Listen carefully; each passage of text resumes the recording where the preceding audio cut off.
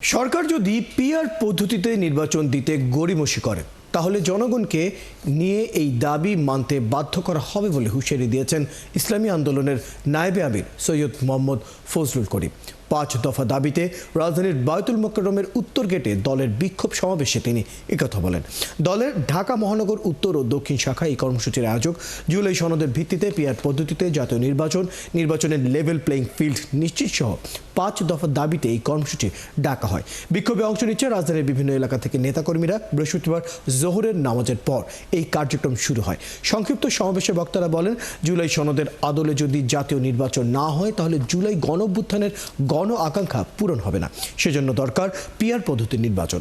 এছাড়া level playing field নিশ্চিত, গণহত্যার বিচার, 14 দল ও জাতীয় পার্টির নিষিদ্ধের দাবিও জানান তারা।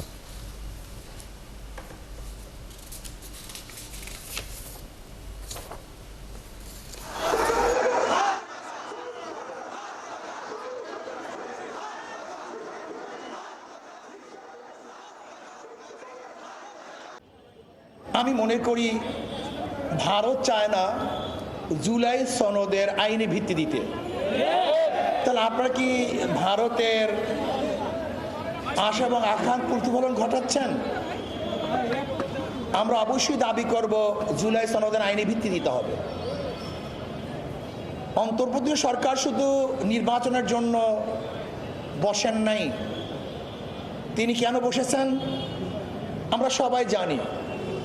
সংস্কার, বিচার, নির্বাচন। আপনি সংস্কার না করে কিভাবে নির্বাচন দেন? দৃশ্যমান বিচার না করে আপনি কিভাবে নির্বাচন দেন?